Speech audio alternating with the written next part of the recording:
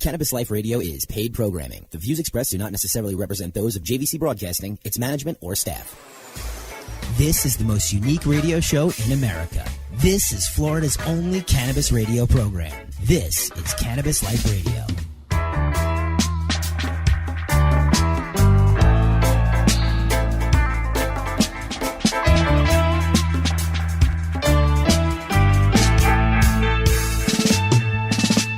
Zaga jang daga day, zaga jang daga day, zaga jang daga day.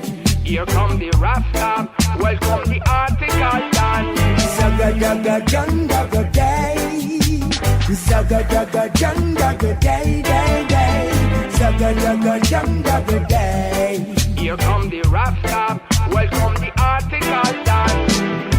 My fire hotter than furnace and me still cool like a freezer. I'm no politician but me run things like a leader. Ja know me not press the trigger, I no come here to please the media. Ja music a when me in a boy nobody can call me idiot. Me smoke and meditate like how the big man named Peter. So if man a bill a spliff it a feel long bout 1 meter. Look at the lion forward panda beat. Ya man a spit the rhymes they make you hear the spice out of the speaker. Me not tenor star but the girls them in a fever, them a bubble up for me just like the lava in the crater. Latest fashion nice, but the old ones still look neat. I said them love me bad and get mad over me unique feature. Turn me up, load that me tell the operator. Reggae music and my weapon, I no blast no other heater. Now show up, now pose up like no actor in a no theater. Man a burn the fire red and just a done the player hater. Zaga jang daga day.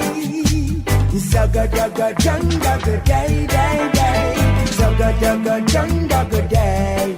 Here come the Rasta, welcome the article done. Zaga jang daga day, zaga jang daga day, zaga jang daga day. Here come the Rasta, welcome the article done. All of the gun them in the place, salute the article done. Just put up your hand them in the ear and go so rap pam pam. Why this a no carbon copy and no imitation? Who no feel listen to me think on every radio station. How when man a touch the mic you get the voice where can wrong. Every tune when me sing must be a article song. Strong from me feet, spread your message from the land. The whole of me lyrics tight, come wise like King Solomon. Zaga jang daga day. I am not here to exalt myself. I am here to exalt the name of Jah Rastafari. And the music that Jah has given to I, that shall take cover the whole world. The whole world shall be covered with reggae music. Learn that. Zaga jang daga day. Zaga jang daga day, zaga jang daga day. Here come the Rasta, welcome the article done. Zaga jang daga day, zaga jang daga day, zaga jang daga day. Here come the Rasta, welcome the article done.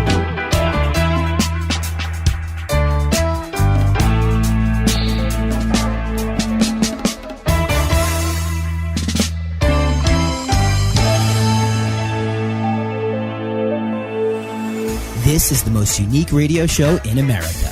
This is Cannabis Life Radio. Cannabis Life Radio is live and on the air. Welcome, Arby. Oh, I just got in. Sorry. Decided to join us at the last minute. Just kind of snuck in here.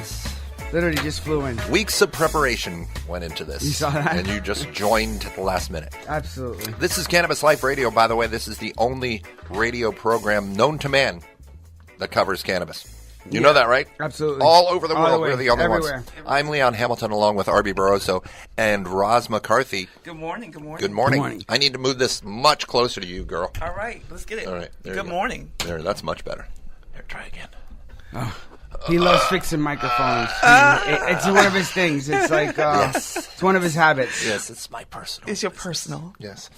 Oh, Roz, why don't you give us a little rundown about what's going on, what you do? All right, absolutely. Roz McCarthy here, founder, CEO of Minorities for Medical Marijuana. You can find us on www.m4mmunited.org. Our organization is supporting and representing, advocating, educating minority communities about the opportunities in the cannabis industry, as well as how it's going to affect our social impact, as well as when it comes to healthcare access for all. We're making sure that those communities of color know exactly what's going on and are going to be able to participate and support the industry as a whole. Yeah. She's working hard. Right.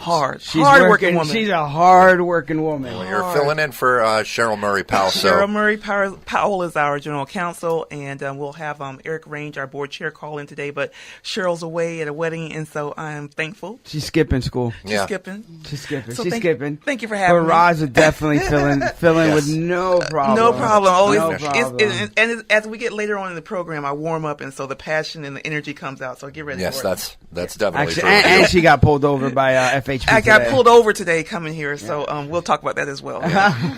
There's a lot of traffic Sure wasn't violations Pigman's going on. FHP guy? We got to talk about Pigman. I know. Yeah, we got a lot of stuff to talk about, including what did you want to talk about? That you said something. Why are earlier you about? pointing at me again? I always have to point at you because I want to make sure that you know that I'm talking to you. All right. I got you. What was it? You said that. You said that you had something that you wanted to talk about the what's going on in Orlando. Oh no, we just actually got back. Roz was up there also. So was Cheryl. It was Florida Cannabis Coalition that had a great turnout Shout out yesterday. to Tom Quigley. Tom's putting it together. And Tom Quigley did what? What does he do? Well, Tom Quigley is the executive director of the organization, and he put on the cannabis. They also do the green carpet networking in St. Petersburg, Miami, and they have one today in Orlando. And I would just like to say that Tom actually, when we first came on the scene, just embraced us with a lot of support and included us and had us on the panel. And the Cannabis Day Orlando was all about those individuals who are wanting to understand about the industry of cannabis. It's not just touching plant. It was those people that are label makers, those folks that are extractors, folks that are interested in insurance, doctors, and folks that just don't even know but want to understand what those opportunities may look like. They were there, and they were there in full force. It was a really, really good turnout yesterday. Yep. It was the first one that I had gone to just because we were building a business as I was talking to Tom and others and Mike Wong and those guys that put these type of events together. It was amazing to watch everybody come together. Dr. Rosado was there. Absolutely. There was just a lot of people that wanted to first either share their story, have questions of what's going on in the industry. How's legislation? Is it going to get better? Is it going to get worse? And the sad part about it is everybody was talking negative yesterday. Everybody really doesn't understand where this is going to go. And it's kind of sad. There's a gentleman that we'll probably bring in towards the end of the show that is treating his child. It's costing him $2,800. They're trying to get rid of the black market. The black market will grow even worse than it is right now if they continue going on this course. So hopefully that changes. That's what Cannabis Coalition does. They inform. They let people know how they could get into the business. They give bud tending classes. They have seminars. They have another one coming up in Tampa. Then Jacksonville. They got another one in Miami. So I give it out to Tom. Tom's done an amazing job on what he's doing. So big shout out to them. Good job, Tom. Oh, I want to change the subject real quick. Everybody's talking about the anybody that has anything to do with cannabis. We got to talk about Pigman. We got to talk about Pigman. All right, Pigman's been all over the place. Pigman is dominating the news because Pigman. This would have never happened either. I'm telling you. If this would have happened 2 years ago, he just would have got his DUI. He would have got arrested, and it just would have gone away. But we have to get background. We have to get background this whole story. So give background. All right. And then we'll share and give more input. Okay. That's fair. And you know what? And we'll have some devil advocate. We'll go back and forth. We'll have, because we have some people do experiences. make mistakes. And make People mistakes. do make mistakes, and we have to give a little background. Mr. Pigman is actually Dr. Pigman. Dr. Pigman. Dr. Pigman. He's a doctor, a general practitioner, I believe, in Brevard County in Avon Park, and he is a very vocal anti-cannabis politician. I think he's over in Sebring, over in the Sebring Arcadia area. But I think his town is actually the town that he lives in is Avon Park. Gotcha. Okay, so I'm not sure. I don't really know. I don't really follow Yeah, Pigman. Well, anyway, Pigman and I we go back. You guys go way back. We go way back because there was a time where he was saying things when the 2014 amendment was going on. He was saying things on like Amendment 2 pages where I'm a doctor. I know better than you. There's no medicine that's smoked. You shouldn't be able to vaporize cannabis. All this kind of stuff. And other people were saying, well, what gives you the right to make those kind of decisions? And he would answer back. It was kind of, interesting because most politicians don't spend any time on Facebook or any social media at all. Well, anyway, fast forward to last week. He did it again on his own Facebook page. He pretty much challenged medical marijuana proponents to come and challenge him with facts, and it turned out very poorly for him. It was really bad, and then within 3 hours of him having an exchange with me, actually, on his own Facebook page, he was arrested for drunk driving on the turnpike with a bottle of wine. I think you did it to him. With a bottle I think it was your fault. I think within 3 hours of arguing with me online, he was in jail. So he had a bottle of wine in his lap. He blew a .1. 1.4 at 3 hours. 3 hours after he was pulled over, so he must have been hammered. He was not happy. It was your fault. You drove him to that. It's happened before, believe it or not. It's happened before. So anyway, this guy is a very, very anti-medical marijuana thing and person. And then with it, as soon as he got released from jail, after he spent the night in jail, the first thing he did was when he got home is he deleted his Facebook page. I'm telling you, I really don't think it's funny that somebody got arrested for drunk driving. It's not funny. First, he could have killed somebody. He could have hurt somebody. He could have hurt himself, and I don't want him to hurt himself. That's a bad thing. But the karma, the way he set it up, set it up for himself. He was doing it for himself. So karma is really, really bad. I mean, it hit him really hard, literally. So Pigman is going to make an appearance a few times in the show today, at least as far as talking about him. So that's the story with Pigman. We've got to take a break real quick. You are currently tuned to Cannabis Life Radio, brought to you by Green Roads World.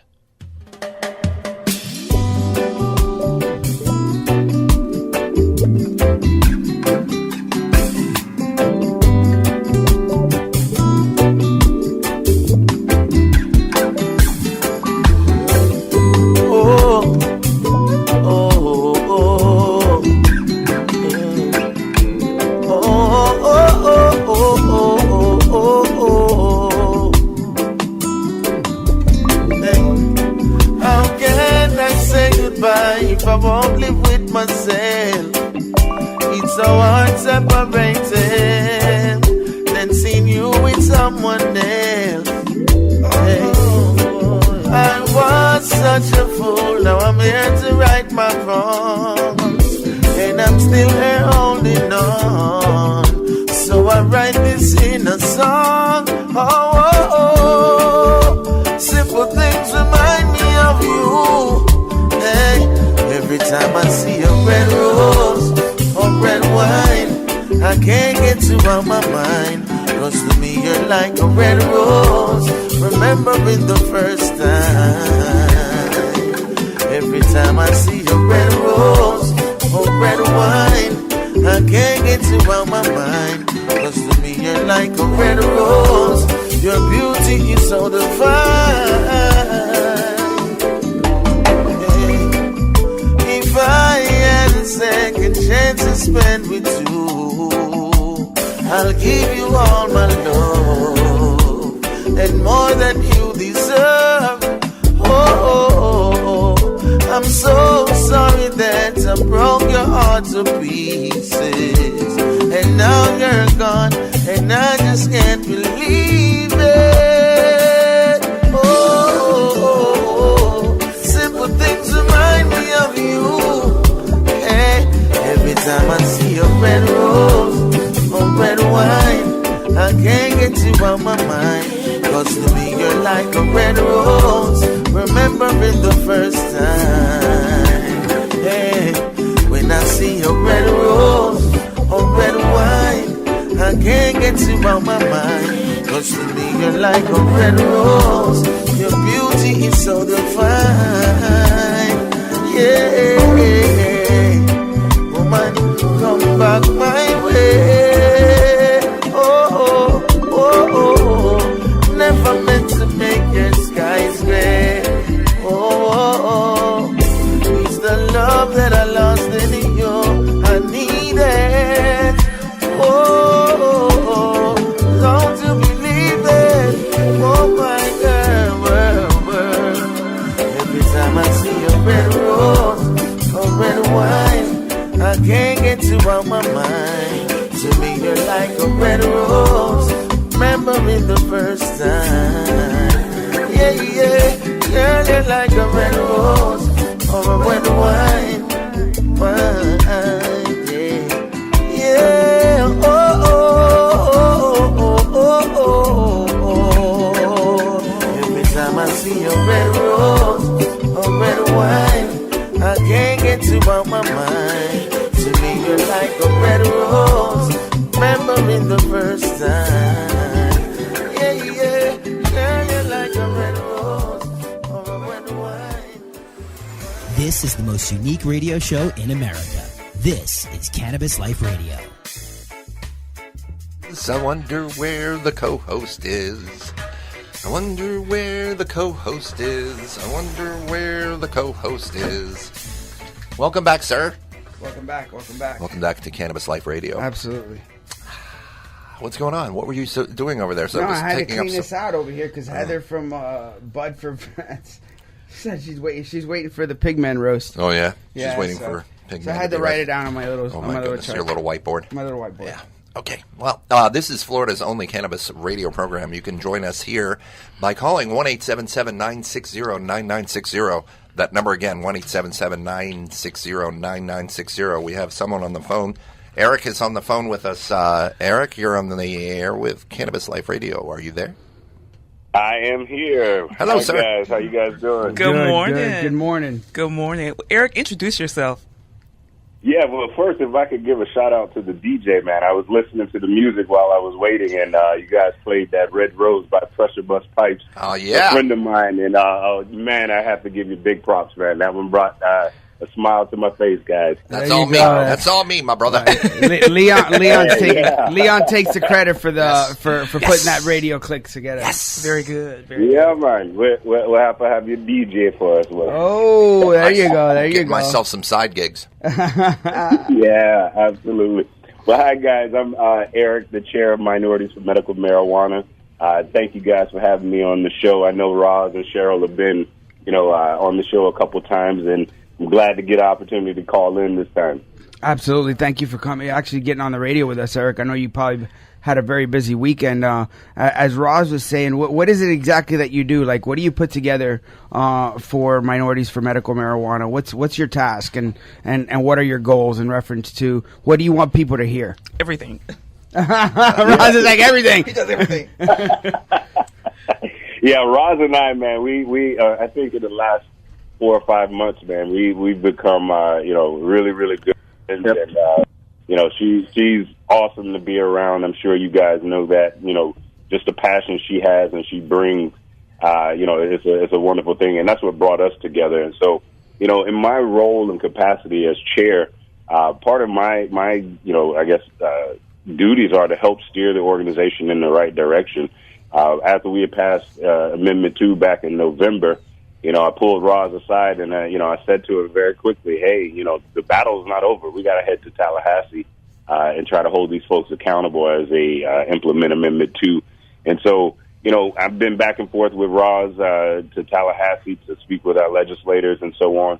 But I also do a lot of networking and making sure that our organization is seen as a leading organization for minorities and diversity here in the state of Florida and even beyond, So I go around doing a lot of networking, handshaking and meeting folks and trying to bring folks into the fold, Right. And that's so important. That's so important, especially in something in a new state where they're trying to just control everything and monopolize everything.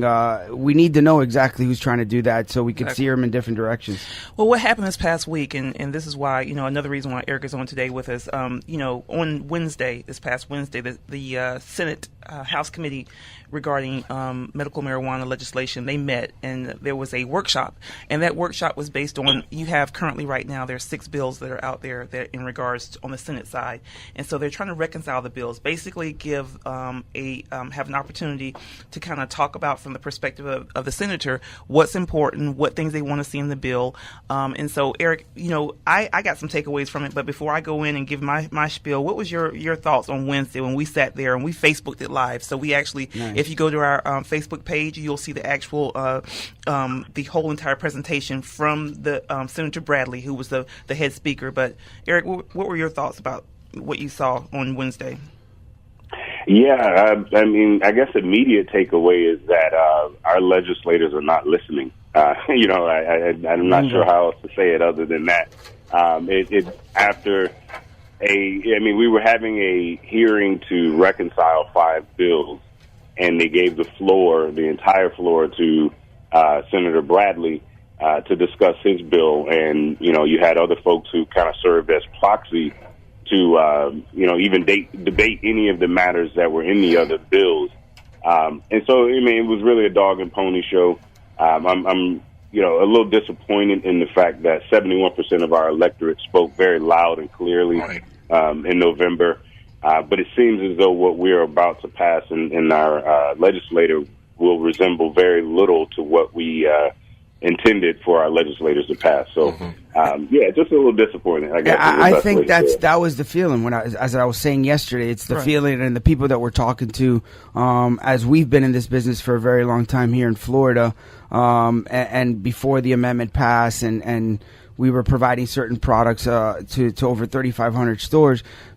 The feeling is they're not getting anywhere. They're not listening at all. Right. Like they really just don't. They don't care, which I can't comprehend that because there's a vote that's coming up, or somebody else is behind the scenes kind of pushing the buttons. I choose option B. I think it's option B. Somebody else is controlling. I know you're always a conspiracy theorist. Well, it's happening. You can see it going on around. But they're going to lose their seat. Yeah.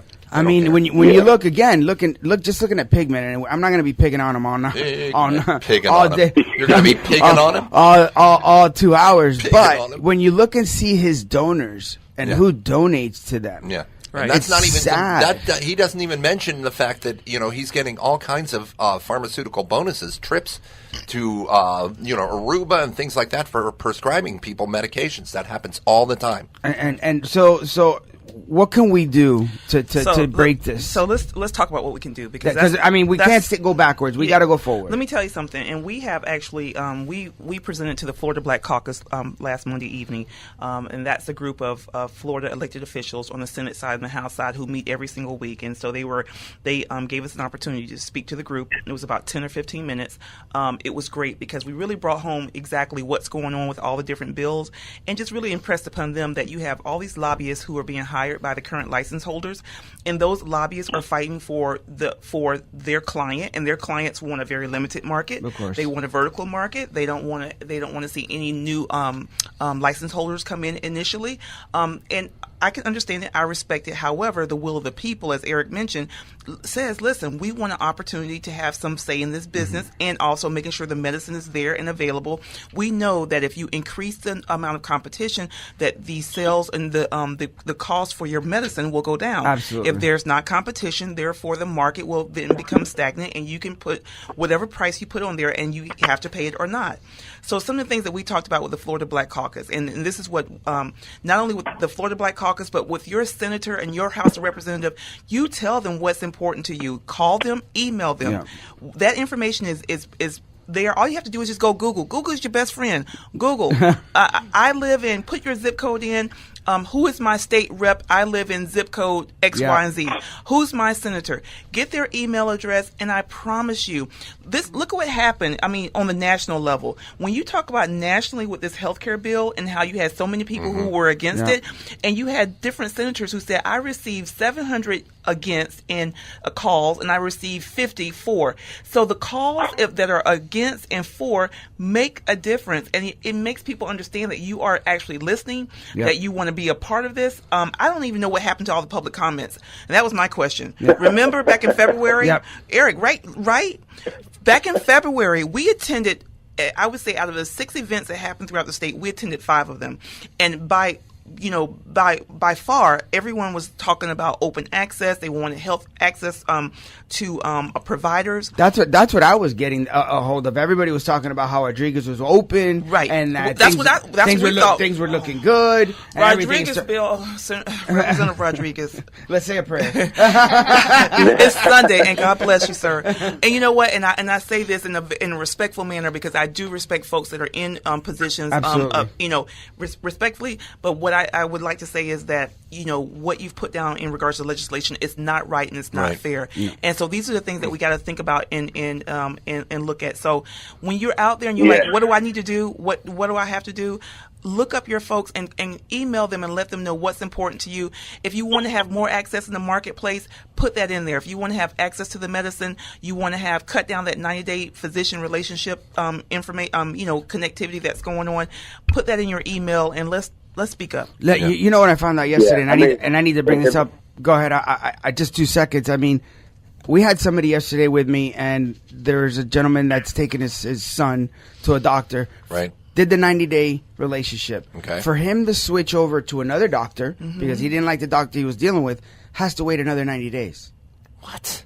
Yes, I said the same thing. You've got to be kidding me. It's insane. Yeah, I mean, if I could say anything, I think in terms of what we can do, or not even what we can do, but what we must do, is the 71% of Florida electorate that voted for Amendment 2, just going into a ballot box and clicking the button for yes for Amendment 2 was great. And that was one part of the race. I mean, if you look at this almost like a relay race, getting us out to the ballot box was the first leg.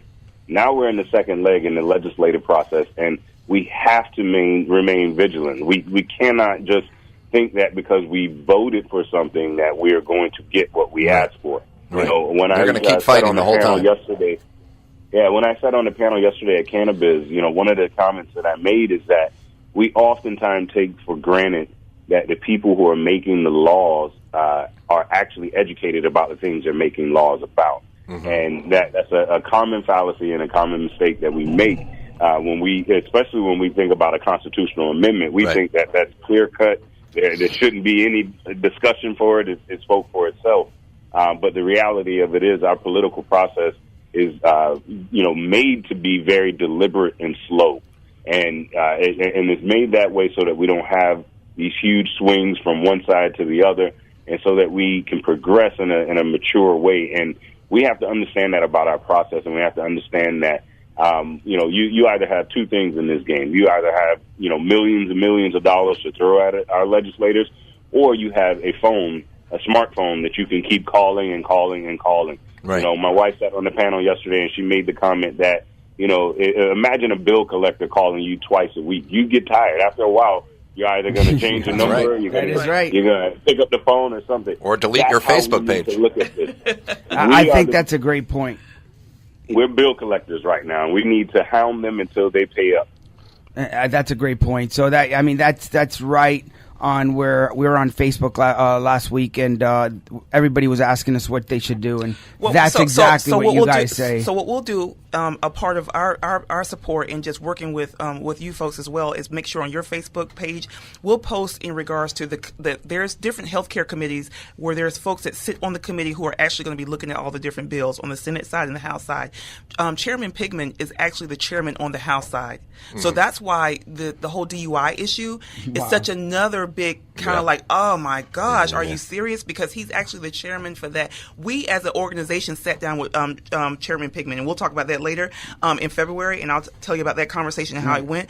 But I would encourage us, and what we'll do as a partner is we'll put the list of those committee members on the Senate side and the House side, and we'll give you their phone numbers, and we'll do that in a document, and we'll post it on Facebook. That would be and perfect. then if we do that, then if you guys can go to the page Cannabis Life and go and find that information and reach out, and we'll even give you some talking points, and let's make this happen, because right now time is of the essence. Next Tuesday, which is the 28th, the House is going to have a committee meeting on the House bill. There's only one House bill and there's 5 Senate bills. Wow. So there's one House bill. Now the Senate right now, because we're in a year where the Senate is the overruling side of Congress, or for the legislature, they're the ones that kind of push the agenda. The House is going to meet first, but there's no other competition on the House side, so we have to make sure that we reach out to Senator, to Representative Rodriguez and his co-sponsor of his bill and make our issues known. Oh. Another thing that I've been told that, in my conversations that could be helpful for us, we all, we talk a lot about the Bradley bill and the Rodriguez bill, and I think that's just because they have the most backing, if you will, and the most support. From the money players. But I think Brandis's bill we shouldn't give up on. I think another thing that we can do is reach out to some of the senators that we've been in contact with and been working with, and ask them to step up and co-sponsor Brandis's bill. The more support we can get onto Brandis's bill, the more likely that we may have, a real dog in the fight with that one, and at least, at a very minimum, be able to use it as a negotiating tool to get some of the things that we want. So, let's not give up on the Brandis bill. We definitely support that one. And I know most people support the open market model that Brandis has put forward. Absolutely. And so we need to reach out to our folks and make sure that they step up and ask them to co-sponsor. And that'll give it, a little bit more legs. That's very, very important. With those votes. So, Eric, thank you so much for calling in this morning. Thank you very much, Eric. Appreciate you so much. And I know that we're going to stay vigilant on this issue and make sure we keep and you guys you posted. got our support absolutely on Absolutely. that. We will post it. Our guys in the back end will post it anywhere they need to make sure that we're reaching out to all the representatives. Everyone that's listening, everyone that's watching us, actually, we need you. We need you to share. We need you to, when you see this information come out, just respond. Yes. And what else we need to do? We also need to thank you very much, Eric. I appreciate you being on the show today. Thank you so much. Thank you, Eric. Appreciate it. Absolutely. I'll be in South Florida soon, so I'd love to come on the show one day. We'd love to have you. Stop by. Absolutely. Just Definitely. open door. Mi casa, tu casa. Yes, sir. Yeah, we got. Sorry, Eric. We got to get going. We got Bill Monroe. We got In the Know with Bill Monroe coming up. It is the hottest radio segment in the history of mankind. We cannot skip it. Ding, ding, ding. Yes, you are currently tuned to Cannabis Life Radio, brought to you by Green Roads World. Yes.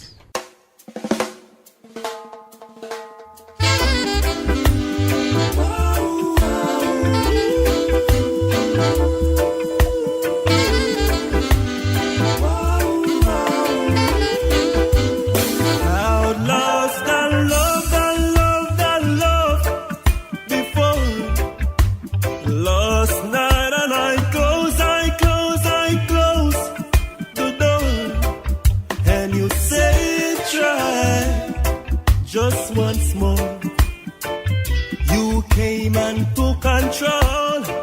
You touched my very soul.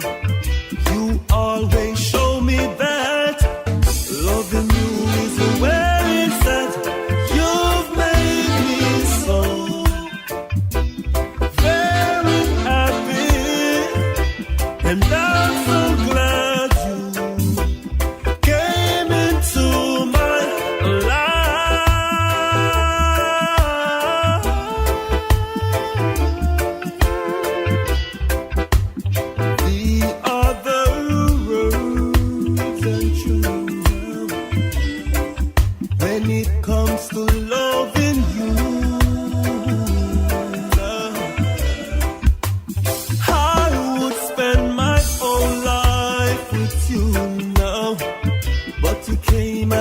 control.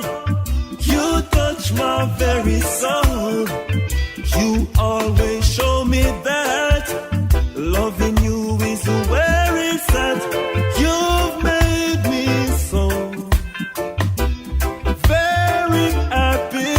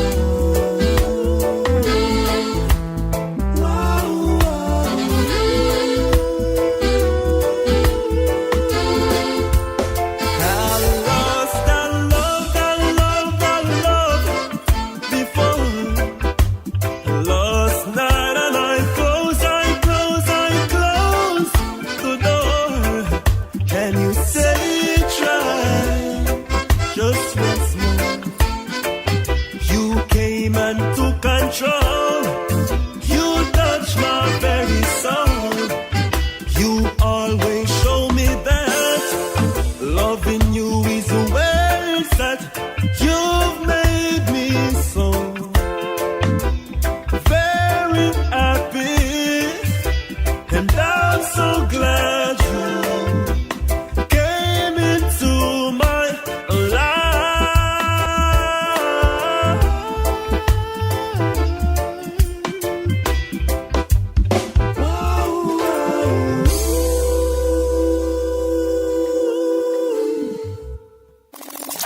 Cannabis sativa, the old standby cordage fiber, is staging a strong comeback. Cannabis Life Radio proudly presents In the Know with Bill Monroe. Now we know. And knowing is half the battle. Ladies and gentlemen, the one, the only, Bill Monroe. Yes. Bill, are you there? Yes, I'm there. Can you hear me? Yes, I'm so sorry that we kept you on the phone waiting so long. Sorry, were you Bill. attacked by birds? Keep celebrities like that on the whole. I know. Good morning, Bill. Good morning. Good morning. How you doing, Roz? I'm great, thank you. What's going on, Bill? Talk to us, Bill. What's going on? How's everything going on your side? It's interesting. I'm noticing Mel and Betty Sembler are getting more active. They're the main folks behind the Just Say No or Drug Free Florida. Mm-hmm. And what they're doing is they were lobbying against Amendment 2 in Florida and against cannabis in general. And what they've been walking around the Capitol up in Tallahassee with Representative James Grant, trying to get him to push forward $500,000 in cannabis education. But of course, drug-free Florida is going to do the cannabis education here in Florida. So, do you think that might be skewed just a little bit?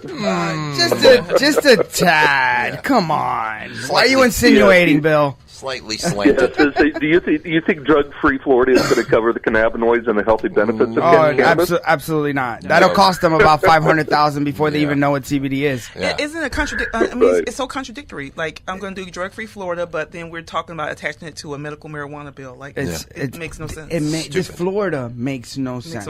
Whereas we've been wanting to get money and access to education. It talks about public education, because I am such a big, I believe it starts with education and patient access, because the way the market grows in Florida is by physicians and activating physicians and understanding with patients what it means to be able to have the medicine for whatever medical condition that you have. That's the issue. And if you don't have that started and have a big push that way, I don't see the market growing. You're probably right. It's the doctors don't know. I mean, we've been talking to doctors, and the doctors don't know. No. I spoke to a doctor on Thursday before we left to Orlando. Right. And we were talking to this doctor, and they're asking us because we're helping with with EJ actually, and Dr. Lisa, and really nice lady, good doctor, but they don't understand and they don't know, so they don't actually know what to prescribe, how many milligrams to prescribe. They haven't been taught. They haven't been told. After they take that class, that class is pointless. Yeah, I mean, they take the class and then they're told to give people 10 milligrams of CBD for pain. And that, my mom takes 10 times that much. Yeah. My daughter takes that. My daughter takes 10 milligrams of CBD. Well, listen, and then they're trying to cut down the hours of the class. It started out at 8, and some of the bills have going down to 4, and some 2. I'm like, no, you need more education. I think Bill, in some of his commentary, had a great thought in regards to, if you're going to keep up with these 7 license holders, they need to put some money into the pot and do some education. Bill, I mean, you spoke about that. That was your idea. Right. I spoke to 2 license holders who want to stay off record at the moment. But, they said if it stays at 7 licenses post the session, they would be willing to hear a pitch on each license holder kick in $1 million or $2 million into a fund. And then we get a group of advocates together to go around the state, and along with doctors, and we have 2 separate groups. So one group would attack the nurses and the physicians, covering the medicinal side of it, and the other group would go talk about the cannabinoids and the health benefits of it to the patients. So, if you don't educate your patients, if you don't educate your physicians, if you don't tell them about the benefits of CBD oil and cannabinoids and go into the dosages, they don't know. It's not going to build. And right now in Florida, you have all this stupid money being thrown at these licenses. They're all trying to buy these licenses, different groups from all over the world, China, Dubai, Canada, all trying to come in and buy portions of the licenses here in Florida. But nobody's putting any money forward towards the education. Right. They're just thinking they'll come in and buy the licenses, set up dispensaries, get these dispensaries up and operating, and then just people will just magically walk into their door with all this knowledge and go, I'll take this product. Thank you very much. And that's never not going the to happen. case. It's That's not never going going to to happen. No. It's never going to happen because they're I'm- not going to know what to take. So if they're not Right. educating the public or educating people, a lot of the people that are getting this type of medication right now are the people that really, really, need it, are not educated on it. They're just going to the doctor. It's costing them a lot of money. The parent that I spoke to yesterday at Florida Cannabis Coalition, $2,800 he's spent so far. Ridiculous. $2,800, which makes no sense because now you're taking advantage of people that are sick, that have no access, don't know what they're getting because the doctor doesn't really know what to give them. Right. So it's just not going to work. Really, they're going to continue to get it from the corner, or they're going to continue to have people breaking the law when they shouldn't be breaking the law. When 71% of the people of Florida voted to get this through, and there's no reason why we should not be able to push this forward. Right. And Roz was saying earlier, I mean, we got to stop complaining about it. We need to start having everybody who's listening to the show and start emailing out, calling your representative, calling your senators, calling everybody until they literally have to listen to you. Yeah. Because if not, it's going to go down the drain. We're not going to get what we want, and we're going to have to wait another year to 2 years before anything ever happens here in Florida. Yep. And Bill, you compared our market, the potential of it going so downhill like New York. I mean, and I don't know if you want to share a little bit about that, because New York, their market is... New York and Florida, if you look at the two, New York has 19 million, Florida has 19 million people. Right. They have 5 verticals in New York. We have 7 verticals in Florida. They, after a couple years, have 10,000 patients on the registry, and that's it. It's a joke. Florida has under 10,000. Now, in New York, they found out after a year that they weren't, what was going on. So they allowed nurses and nurse practitioners to recommend cannabinoids. They also included chronic pain into it to increase the base. But they still haven't done anything about the education on the patient side or the physician side in New York. Right. Here in Florida, they're against chronic pain. They have the ailments are limited. Only doctors can recommend or order, whatever the wording is these days, cannabis. And a year from now, we're going to be in that same position. A year from now, we're going to be looking at it, and people are going, Senator Bradley, what happened? We have under 15,000 patients. The program's not taken off. What's going on? What are the impediments to this program? Yep. And we're going to be sitting here a year from now going, we already told you what the impediments to these programs are. You're not listening. Right. So, well, Senator Bradley... I'm sorry, Bill. Go ahead. No, Senator Bradley, during the workshop committee meeting last Wednesday, he reinforced his thoughts about that chronic pain should not be covered. However, Senator Munford, who sits on the committee, said, "Well, hey, listen, now if you're in an accident and you break a you hurt your lumbar spine or you break a bone or whatever, and you're dealing with chronic pain, isn't that an underlying?" Because Senator Bradley was like, "Listen, if it's not an underlying disease, it should not be considered and it should not be treated with medical marijuana." Senator Munford brought up a couple of good points. So, again, there's folks out there that are looking at things outside of just, looking at chronic pain. However, if we don't go and support Senator Munford and say, hey, listen, we like your train of thought. And that's why I said, if you guys want to hear the actual, that workshop committee, go to our Facebook and see the whole thing live. It's there. And see. Right. I mean, right now, what do we have? We have NSAIDs that Bayer and aspirin and things of that sort that handle the lower level pain. And then we have opiates that handle the higher level pain. There's nothing that handles the pain in the middle. Right. And we have these natural TRPV1 receptors in our body that are receptive to the cannabinoid THC in cannabis. And what they do is they moderate the pain. So that's where THC and the other cannabinoids can be the in-between. It would, the lower level you have your NSAIDs, the upper level you have your opiates, and in between there with the pain could be your cannabis and the cannabinoids. It makes sense. And cannabinoids don't cause gastrointestinal bleeding or renal damage like your NSAIDs do, and they don't kill you like opiates do. So why are we pushing back so much on cannabis that is safe, and it doesn't cause internal damage to your organs, and it doesn't cause death? I mean, that's the whole thing. We were talking about it last week.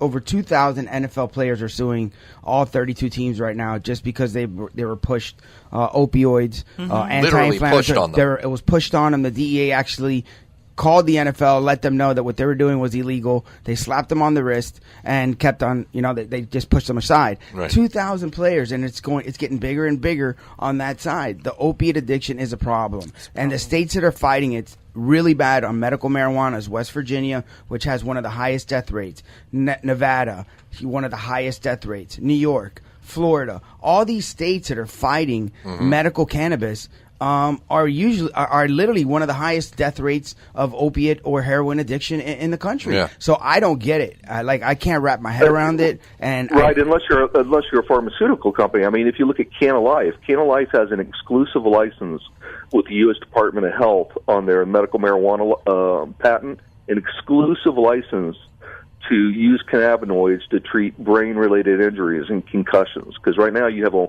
$1 billion, I believe it's a $1 billion lawsuit within the NFL with the Players Union. Yeah. So at this point, they're trying to develop cannabis-based medicines to treat and repair the brain. And that's in conjunction with the government. They are paying yearly license fees to. Right. So, I mean, it's just astounding. Here we already have pharmaceuticals dealing with the government getting paid and paying them to develop cannabis-based drugs to repair the brain. Yet if we, the people, talk about using cannabis as a neuroprotective medicine, we're beaten down and told, no, it's not medicine. And you go, well, what about what you're doing over here? Yeah. Well, never mind that. Don't look what's happening beyond the curtain. Right. We're just going to focus on you. Exactly. It's absurd. Yeah, it doesn't make any sense. Yes. Say, Bill, have you had any run-ins with Pigman? I haven't had any run-ins with him lately. It's a good thing, especially if he's behind a 5,000-pound vehicle and not driving in a straight line. Barreling down the turnpike? I think it was Leon's fault. Yeah, it's my fault. I broke him. I broke him. Yeah. Leon was arguing with him on Facebook. Next thing you know, he bottles probably a couple bottles of wine and flying down probably to go see Leon. So very depressed. Here's the scary part on Pigman is he was either driving drunk all the way from the Orlando airport, if he took a pond hopper from Tallahassee to Orlando, right, or he was driving drunk from hours all the way from Tallahassee. Yeah, that was his Tallahassee car. That's what I heard. Kept on driving and was still driving drunk. So he missed his exit? Scary part. He missed his exit? Yeah, he didn't even get his exit. He wasn't even at the correct exit for going home. He was just driving about, going off on the side of the road and going off the median. You drove him nuts, Leon. I'm so sorry, Pigman. Actually, I'm not. All right, thank you very much, Bill. Do you have anything else? Is there any other news? Well, we're still trying to find out who the money man is behind Brian Hughes, who's paying to have these Tony Fabrizio polls going on in Florida showing that nobody wants cannabis, even though they have. Something like that. Explain that. What is that again? So Brian Hughes used to be the communication director for Governor Rick Scott. He also used to be in the Florida GOP as one of their executive officers. Right. And now he runs one of these guns for hire type communication firms. He will basically push whatever you pay him to push. Uh-huh. So he formed this group called Smart Medicine for Florida, right, a fake advocacy group. There's only one person in Smart Medicine for Florida, and it's him. And he's going off to these other news groups and saying, Smart Medicine for Florida and all the people behind me believe that we should moderate and shouldn't have vaping and should have tight control on cannabis and et cetera. And then I started looking into it who is Brian Hughes and how is he saying this? Yeah. And then I found out all this history behind him, and then we're trying to find out who is paying him to say all this. And I've had my guys up in Tallahassee walking around and asking lobbyists like, Barney Bishop and others about who's the money man. And everybody's scared. Nobody will say who it is. The minute you ask them who is the money man behind Brian Hughes, they're right in the other direction. So somebody very powerful that is paying to have this negative message about cannabis being pushed here in Florida. Well, who do you think it is? Who do you think it is? It could be Mel and Betty Simbler because they're the ones who are the kingmakers here in Florida. They're also tied with Donald Trump in his campaign. They're the ones who come up with all the millions in fundraising for the Florida GOP. Mm-hmm. So nobody wants to upset him because if you upset him, you're not getting the money, which means you're not getting in the office. Right. Or it could be somebody very powerful in the House or the Senate, or it could be the governor. Yeah, we don't know. Yeah. But everybody's very afraid, and nobody wants to say the name. Mm-hmm. The name of the person shall not be spoken. Well, I'm sure that you'll get to the bottom of it. If there's one listen, thing that's going to happen. I'm telling you right now, it's going to happen. Florida's going to vote, and when all this voting starts taking place, people are going to start realizing it, and our voice is going to get louder. Yeah. And we're going to hold them accountable. We're going to print up their names. And then sooner or later, all this is going to fall into place the way it should be, create jobs, get good medicine out there, create competition, and everything across the board is going to start happening. Exactly. So they can hold off for a little bit longer, but I can promise you or guarantee you that sooner or later all this is just going to fall into place. Well, we just got to keep pushing. Tuesday, Bill, what do you think about the House committee hearing Rodriguez bill on Tuesday? Any thoughts about that? I don't think there's going to be much change there. I heard the other day somebody spotted Ray Rodriguez sneaking out the back door of the Capitol with Mel and Betty Sembler to have a private luncheon with them. Wow. So where the rest of the public tries to get FaceTime with Ray Rodriguez or even interface with his Facebook, which he took down, right after he can go and have a private luncheon with Mel and Betty Sembler. And he heard quite a bit from them. And matter of fact, later on, he even gave them a shout out for thanks for all the information you gave on cannabis here to me. Wow. So I don't see much changing there on the House bill because Mel and Betty Sembler represent millions to the Florida GOP. Gotcha. So if you upset them, you're not getting the money and everything. And that's the thing is when we had Citizens United that they won their court case in 2010, that meant at that point people could give unlimited money to politicians, unlimited. So now the billionaires and the millionaires have stepped in, and they're the ones running our country today. Yep. And that's where it all happened, was in 2010 with Citizens United. Now you got Mel and Betty Sembler running the House, more or less, and telling the members, hey, look, we gave you money. It's now we're calling in our favors. Yeah. And they're calling in their favors with James Grant for that $500,000 to drug-free Florida.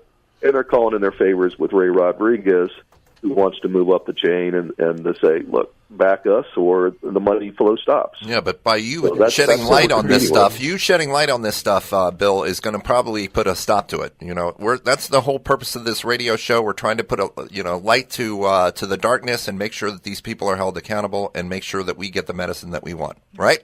Right. I mean, the people, we elected them, and then that's the thing is we as people, we need to understand who's taking the money, who's falling into favor with special groups. And then you have to remember that when you step in the voter booth and you check that box. Yeah. Remember who was against us and remember who was for us when you check that box. That's right. Agreed. Yes. Thank you very much, Bill. That was a perfect episode, by the way. No animals attacking, no phones breaking down, no explosions. It was awesome. Thank you so much, Bill. We will talk to you next week, my friend. You guys have a good day. All right, Bill. Have a good one. Bye-bye. Thank you, Bill. You are currently tuned to Cannabis Life Radio, brought to you by Green Roads World. Across the state and across the country, the Hemp Kings is your online home for hemp oil products. From organic hemp oils to intense concentrates, there is only one name you need to remember: the Hemp Kings. The Hemp Kings. Our hemp cream pain blaster lotions use natural essential oils to deliver hemp's natural pain reliever directly to the site of inflammation for long-lasting relief. Now, our Pain Blaster hemp cream has gone to the extreme. New Pain Blaster Extreme delivers even more relief, even faster. The best hemp products at the best prices, delivered anywhere in the continental U.S. TheHempKings.com. TheHempKings.com.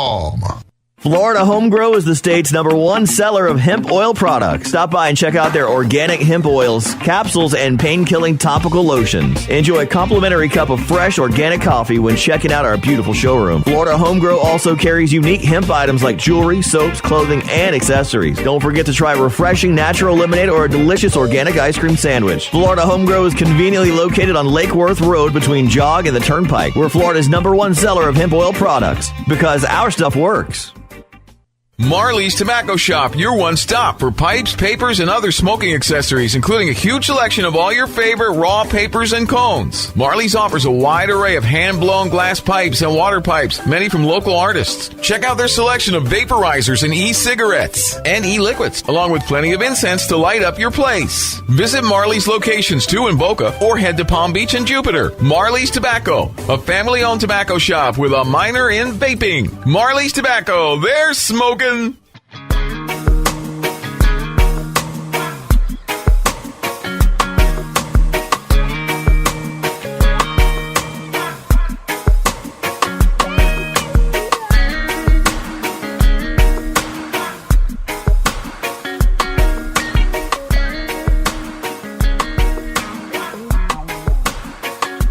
Forever the same, 'cause only your love will remain. Forever the same, never the fortune nor the fame. Forever the same,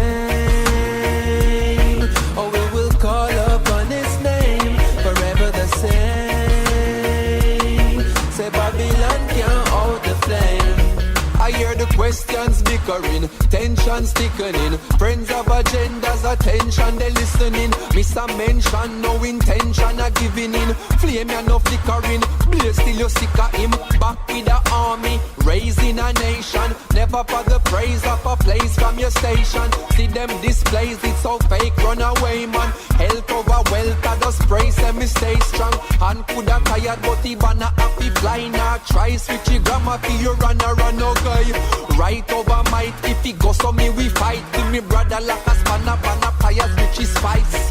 Mama Ellie said you told me to shine. Don't let these foes take control of my mind. Whenever they come for I won't deny Jah, this and me reply. Forever the same, cause only Jah love will remain. Forever the same, never the fortune nor the fame. Forever the same, oh we will call upon his name. Forever the same, say Babylon can't hold the flame. I and I call upon the king, like goosebumps crawl upon my skin when the verse fall upon rhythm. I remember when my rust upon my father want me trim. Eventually I did, but now I'm not it all again. Just the most I set the part, and now you got to make the walk and stand taller than a shepherd stalk through any trial and tribulation in any situation. Rasta see me stay strong. To me say pyramid them ask if it's a mason. Them a said the Rasta thing no need no innovation, but we a seek the knowledge and the information for free the people them are in frustration. So I tell you, many are called but the chosen few know fi obey the unspoken rules. So I go and chant a couple potent tunes, left Bobby rung up in a smoke and fumes. Forever the same, cause only Jah love will remain. Forever the same, never the fortune nor the fame. Forever the same, oh we will call upon his name. Forever the same, say Babylon can't hold the flame.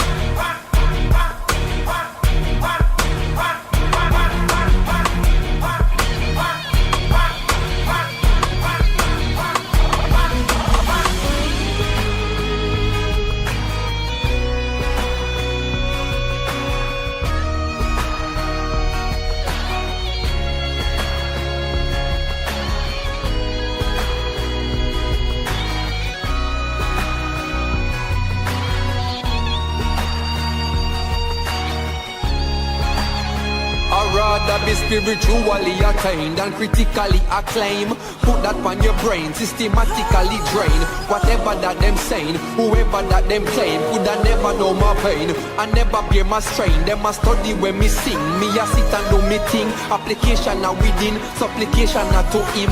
Then it become less about the tune them where I spin, but the knowing that the work was the best it could have been. Having the team, they on the road a tour with me. No mean nothing if the message not have the purity. And so me stay substance over hype, with no substandard respond if you like. Understand that it might get abundance of fight. Systems for the light, so me burn that on sight. Like the bush, they on fire where you blaze and no burn. Them say me crazy, me not concerned. Cannabis is medicine. Cannabis is life. This is Cannabis Life Radio. Cannabis Life Radio is on the air. We're back. We are back. Florida's only cannabis radio program. Much fun. I am having too much fun. We were dancing during that break. Too much fun. Yeah. Well, yeah, I'm a little upset. Yes, we were dancing, weren't we, Ross? Dancing. We're getting down. We're getting it. I'm Leon Hamilton, along with... Stop shaking your head, R.B. Barroso. I'm not. I'm just upset, man. What do you want me to do? What are you upset about now? What did I do? This whole Florida thing's got me pissed off. It's okay. The Florida it's okay. thing. A couple of years from now, we're going to look back and it's going to be like, man, we made a difference. Yeah, this show and the work you're doing and exposure and just information. That's right. We're trying to educate people, Arby. You can't be discouraged. Come on now, man. No discouraged. Come on, man. You are the visionary. The sky is always darkest before the dawn. Come on, Arby. We're trying to be positive. We're trying to be positive here, man. Come on, Arby. Please. Who do we have on the phone, Leon? We've got Heather. I'm going to try the last name. It's Schiefert. Oh, my God. I'm so sorry about my name. Is it Schiefert? Is it Schiefert? It's Shefferly Prize. Wow, I'm not even close. Not even close. Not even close, Arby. You didn't even write that down. No. I wrote it down as it says on the business card. Now, if you don't know how to pronounce it, that's not my fault. I should have thought of just sending it over with, pronunciation. Well, we're going to call you Heather. That would have been great with, little in-between lines from... Yeah, little pictures. For those who can't pronounce. Little pictures. Good morning, Heather. Good morning, Heather. Hi, thank you so much for having me. I'm really excited to be on the show this morning. Heather is from Buds for Vets, correct? Yes, Buds for Vets. And what exactly does Bud for Vets do? Well, now we've had to totally change our description because of the way Amendment 2 is being implemented, but our ultimate goal is to pair veterans with buddies who are licensed growers who will supply them with their strains that they are Uh-oh. Oh, did we lose Here him? we go again. Here Really? we go again. Yep. Gone. And it was getting good. I'm like, oh my gosh.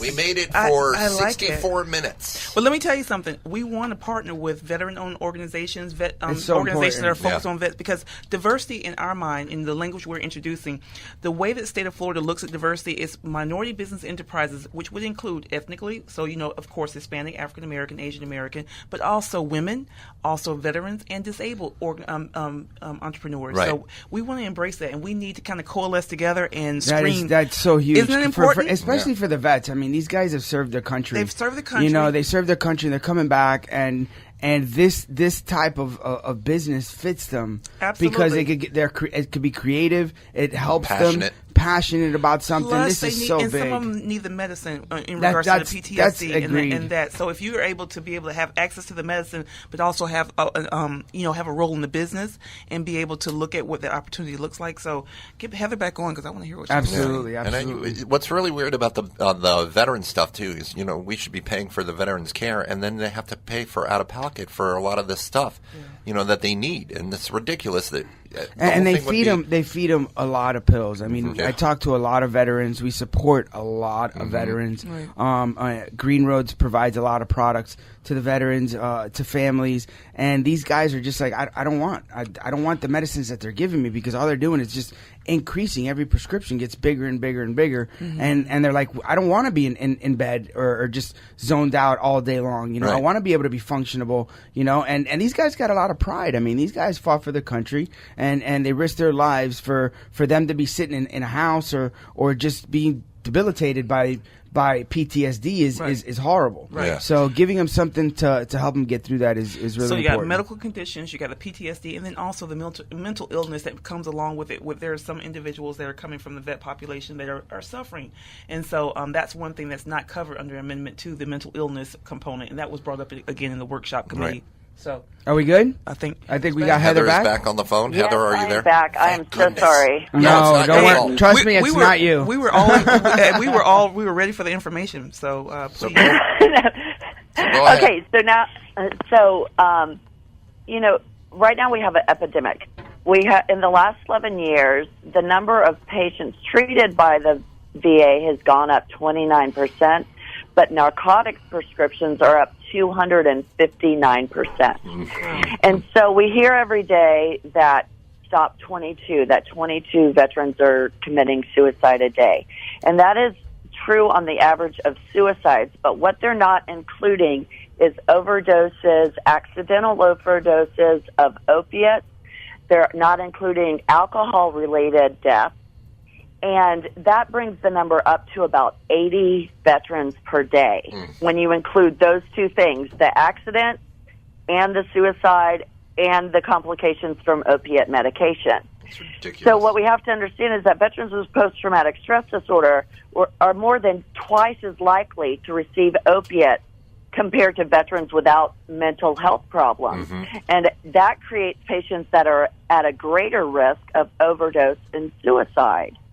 So we know that cannabis has been proven effective for PTSD. You've got the sativa blends that promote focus, and that's what really helps when you're having I have PTSD. I was diagnosed for the first time at 16. So when I'm having these thoughts and my mind is racing and there's nothing I can do to focus, a great sativa blend helps me be able to focus, get on track, get in a project, get it done. But then you also need a really good indica blend to help with stress, anxiety attacks, insomnia, all of the problems that also go along with PTSD. So when we have in this state, we have one strain right now, and one strain of low THC is never going to be effective for our veterans population, that we're losing 80 of them a day. That's absurd. I think they don't even understand the strain and what that means in regards to understanding, the different effects in how you grow it. That's the biggest problem with the state, is that these 7 growers are only growing a certain amount of strains. I mean, when we grew in Colorado, we had 80 mothers. We grew a lot of strains, and you need these type of strains. That's how we got into the CBD business in the first place. Was because we saw the effects of a high CBD strain with low THC. I'm that person. Like, if they would eliminate edibles from the state of Florida, that's what I like. That's exactly what I like. Absolutely. And we have, the opiate overdoses among veterans is twice the national average. So we lose an average of 40,000 people a year to opiate overdoses.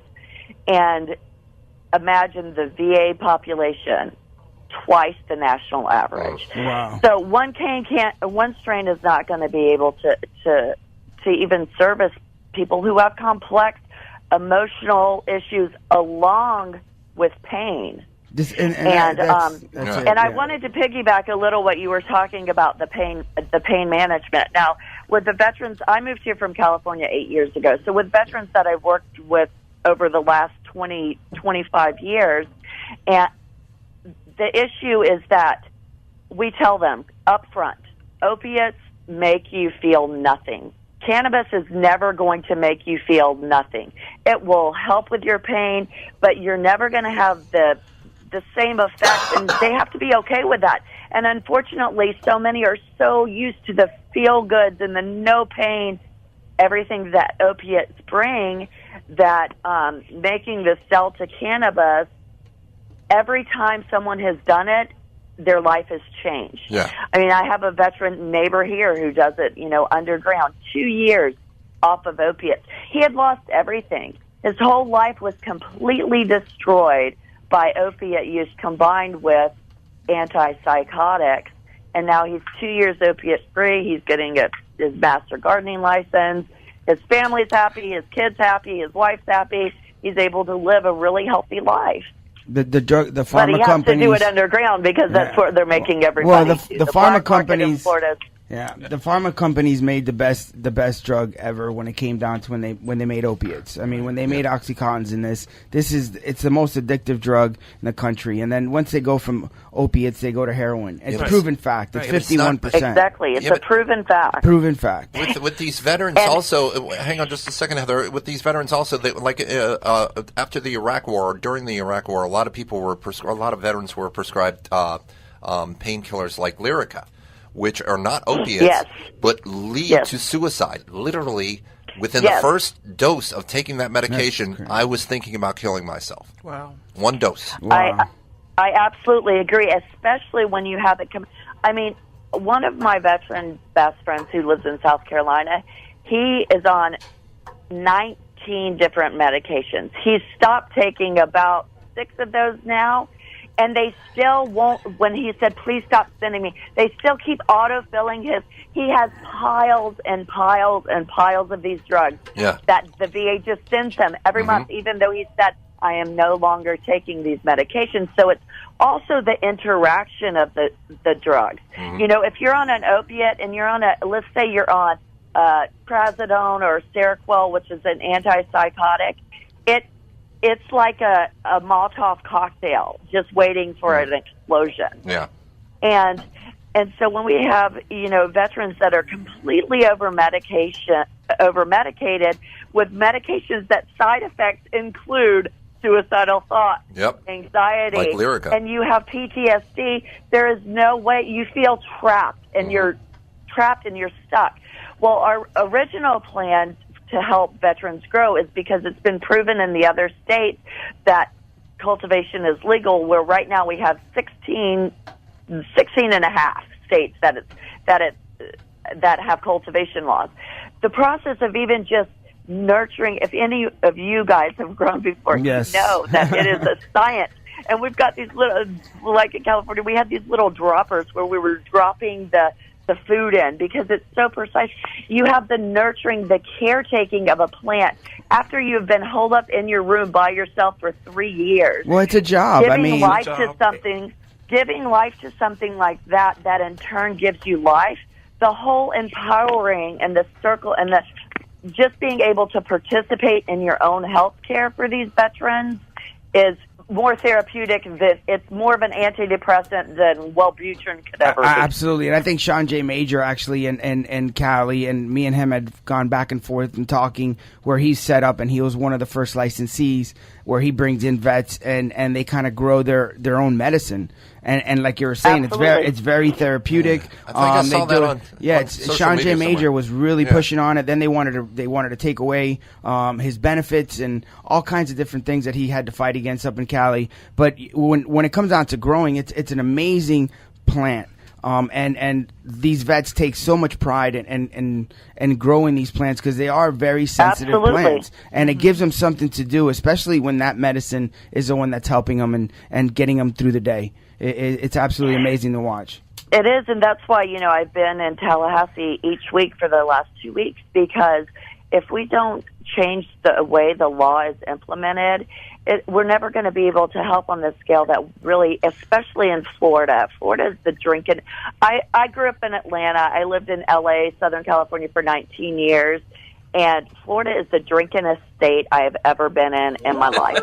And this is something that I wanted to even piggyback on with Eric, is did you guys know that in the states that recreational was legalized just for the year last year, 2016, liquor sales were down by 25%. So you're asking where the money is coming from. Right. It's so you're asking where the money is coming from when you know that if it was legalized nationally, it would take away at least $2 billion in revenue just for the beer alone. Well, it was they did an estimate, and alcohol lost $220 million last year in revenue. Wow. And that's minute. That's a very small figure compared to if they really would pass it in Florida and these other states, New York, and stuff. Right. They would lose billions of dollars. Instead of fighting it, though, why don't they just come up with a plan? Because nobody wants them in the business. Right. I'll be honest with you. I mean, when we look, were there. Let's do cannabis-infused beer. Somebody will drink that. Well, there's people. Really, there's people that are actually working on can of wine. Right. The hemp beer just came out last week. They're doing they are doing can of wine. There's certain things that they're doing, but the thing is, a lot of these growers and a lot of these people don't want that type of money. They're RJ Reynolds. You don't think RJ Reynolds is involved in this business? You don't think the alcohol companies are? They just don't allow themselves to say, hey, I'm in this business right now, because if the person that allows them into the business, other people find out, people will stop doing business with that. The cannabis community is very tight. Everybody knows somebody. Exactly. So if they end up finding out go ahead, I'm sorry. Oh, I'm sorry. No, I was just thinking like the home brewer, you know how everybody, well, I'm, like I said, from Southern California. 1 in 5 of my neighbors there brew their own beer. It was just the thing to do, you know. And so you have people. Why can't we be 1 in 5 people grow their own cannabis? It definitely should be that way. Yeah. Absolutely. Right. And that's what we're pushing for. Let's make that as hip as brewing your own beer. Well, you know? Florida is and slow. when we're talking about Pigman and his, DUI, oh my God! I was just going to ask you. Coming on to talk about it, so I'm going to let Robert do the full roast, Robert's going to talk about Right. Pigman. I just wanted to ask you. I'm asking everybody today. I mean, you're getting everybody's opinion, Yeah. right? Do So you have before we let you go, have Heather. a Pigman story to tell us?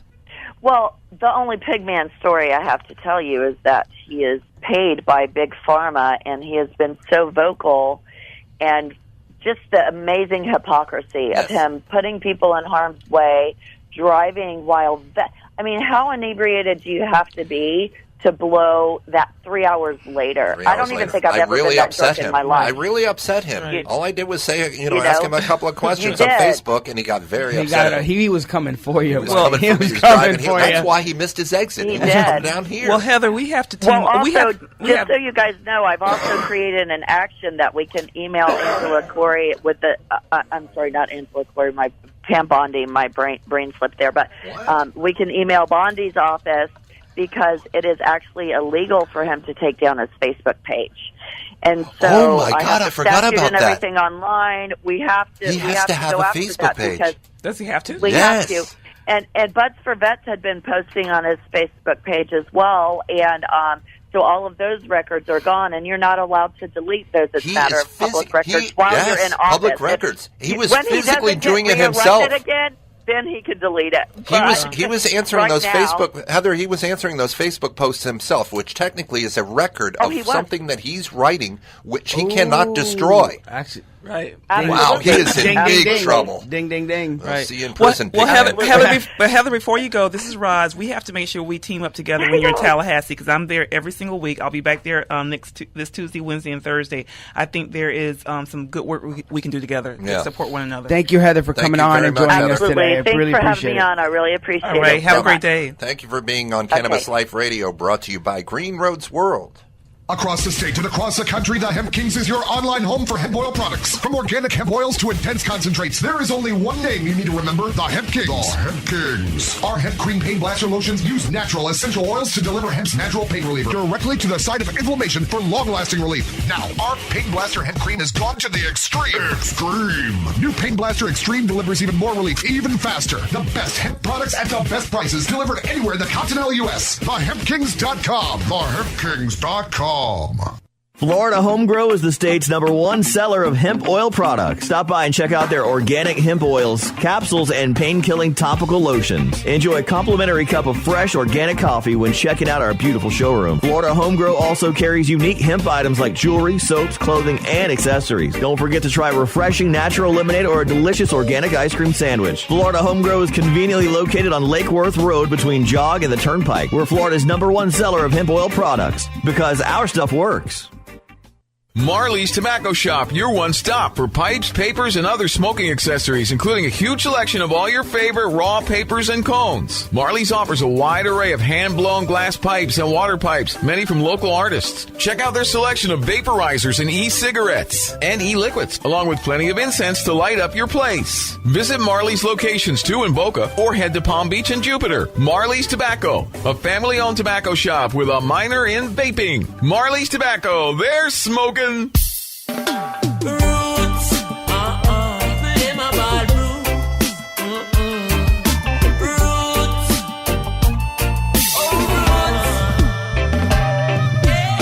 In a Rastaman party, chalice we bun, chalice we lit.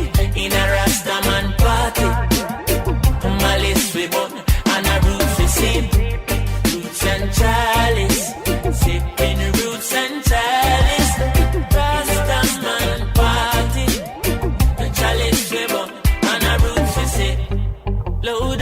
You know, me puffy then she puffy then you puffy so. Me massive them I wonder how me love you so. I man no drink no rum, yeah. Oh what a Saturday, see Viva coming with the roots buckle there. Me see Jamel him a forward with a grab a leaf. Me take it from him and tell him don't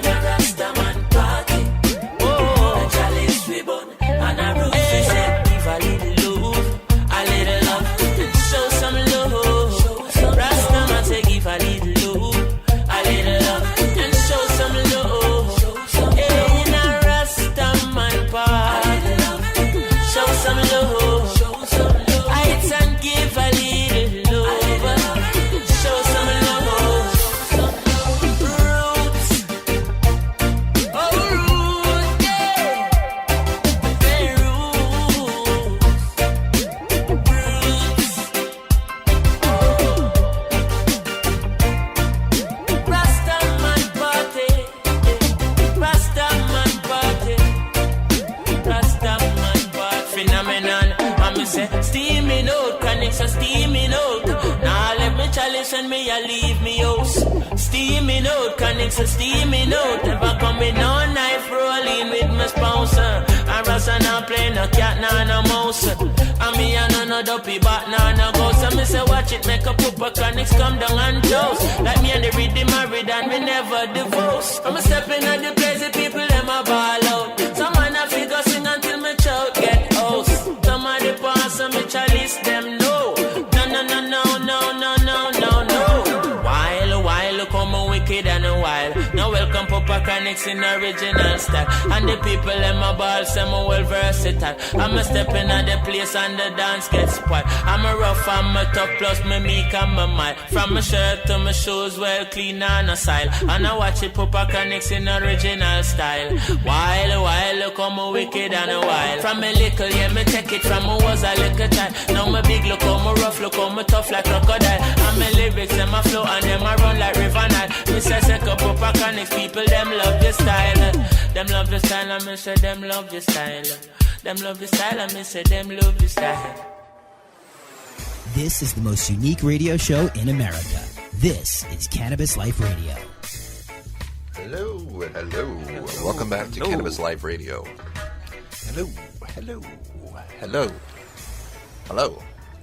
Check one. Yeah. Two. You talking to me? I'm talking to my co-host, and he's in I'm another world. I'm like, you know. The first time you're in the same room with me when we come back to the out, you know? radio show. Cannabis. It's your music that's got me that way. Florida's only cannabis radio program. Yes. Blame it on my music. Yeah, that's the reason. Also, Roz McCarthy is here. Roz, hi, good morning. You are the voice of reason today. I'm trying to be because that's she my came in. role. She came in slow today. I mean, typically Roz is at 100 miles an hour. Right. But I think it was stopped by the speeding cops. ticket Right. that slowed her down. So the quick story is driving here from Orlando. I get a ticket from Florida Highway Patrol, and so as he was very nice, very very nice. And as he's pulling off, he's like, "Where are you going?" I said, "I'm on the radio today." He's like, "So what are you doing?" So you know what I do? I give him a card, I give him a flyer, and I tell him what we're all about. And he was like, okay, I might need to look into this. I said, okay, you do that. So, then I'm a minority for medical marijuana card. So I'm watching him in my rearview mirror as he's walking back to his car as I'm about to pull off, and he's reading and he's looking at it. I'm like, good, gotcha. I still got this $166 ticket, but we'll handle that. You know, we got attorneys for that. Come on, girl. That's good, you ain't got to worry about that. You might have turned one. I might have turned one, but you know you what? Might be smoking a spliff. But I did reference the fact that our organization is here to work with law enforcement and make sure our communities of color who have been disproportionately affected by marijuana laws, that we engage with law enforcement and say, listen, medical is medical for our communities, not recreational. We don't want black market. We want to make it the right thing and do the right thing. Yes. So, but that's a problem, though. I mean, they're creating the black market, right? I mean, because they're not. The police officers are not. The police officers, because they're just doing their jobs. Right. I mean, it's really the higher ups, right? Because there's a lot of police officers that we know that actually take our products, and we ask them because we're always curious, including Charlie that makes our edibles. She was 12-year retired from Metro police officer. Okay. Great young lady, and she works with us right now. Obviously, we're not in the cannabis field, so it's more of a hemp oil side. Sure. But I was asking her, and their opinion, they see it because they're out in the street. So they understand that these guys, it's not violent. Right. You know, like Sheriff Furlong said out of Carson City, saying that it was, cannabis that was creating all the violence. Right. But not meth and heroin. Not meth and everything else. Right. So it's an education to them, which I think is very important to the police officers, right. To all of them, and explain to them, the process from A to Z. Right. There was an article that was out, and it talked about how the tax revenue from other different states who are taxing recreational marijuana, how that should go to advocacy, educational programs, and things of that nature, so that you can combat some of the issues that there is a stigma, and it's across the board. And how do we combat that? And it's through education and partnering. And so that's what we're pitching to the Florida Sheriff Association to say, hey, listen, how can we join together? We need some money appropriated. Hey, Tallahassee elected officials, we need some funds appropriated so we can do I think that's huge. That's so important. That's so important. So, Roz, when you were getting pulled over, did you mention Pigman? I did not. You didn't mention Pigman? Not at all. No. Not at all, because I didn't think it was going to make a difference. Exactly. Well, I'm asking everybody about Pigman today, and we got somebody on the phone, Robert Roundtree. Robert, are you on the phone with us? Robert. Good morning, Robert. Good morning, Robert. Hello, sir. Hey, how are y'all doing? What's up, Robert? You got a Pigman story for us? Yeah, for sure. Okay, so, let us in on it. Okay. So what happened is about maybe 4 or 5 weeks ago, one of my sources, because I work with FloridaMarijuana.net, Cannabis, also a bunch for vets. We were told that Pigman was the guy with the clout that was about to put in. Hey, Robert, you got to stand out of the wind, my brother. I can barely hear what you're saying. I'm coming inside right now. Okay, if you can go inside because we can't understand a word you're saying, and it's very important. Okay. We want to know Pigman news. I'm Go coming ahead. inside. Okay, good. All Go right, ahead. thank you. Thank you. Now we have a baby. Okay. Can you hear me? Can you hear me better? Yeah, we got you. Go ahead. Okay, cool. Yeah, so about 4 or 5 months ago, I found out that Pigman was the one that put in the anti-vaping and anti-edibles into the Rodriguez bill because he's the only one with clout that they were listening to. And this was before the bill was going to come out. So I called around to Bill Monroe, Gary Stein, a couple other sources I have that are lobbyists, trying to verify the information. Some of the lobbyists did verify it. No one else really believed it. So then when it came out, we decided to launch these little meme attacks on Facebook with Word-ins for Cannabis because I gave them the information. And we had like 3 more phases to come out. And as y'all know, as soon as the first meme came out, like hundreds of people flooded to his page. And the intel we received was if y'all start attacking this guy, he won't be able to like resist. So he got on, he started commenting, he started saying, Big Pharma doesn't pay me enough. See? I told you. I'm telling you, the guy was crazy. Yeah, so what he did, and the reason we sent him to his public representative page. Right. We knew he'd freak out. He'd start deleting comments. He did it. He took it down. I immediately filed a public records request, so we're going to get all that information. Wow, good job. Then we went after Rodriguez. Floridians for Cannabis, or maybe it was Canna Chronicle, I forget, but they put out a meme saying, there's career-ending information that's going to come out if you don't change your stance, and immediately his page went down. Yeah. So we put another public records request on him. Wow. And so the guy got so crazed and drunk and got busted. Karma's beautiful. The timing, that I can tell you, karma's beautiful. Robert, the timing of it was very strange. Did it seem like to you that he was doing it while he was maybe imbibing? Do you think that he was Facebooking at the same time that he might have been drinking? If it was... Because it seemed like it was only within an hour or 2 hours.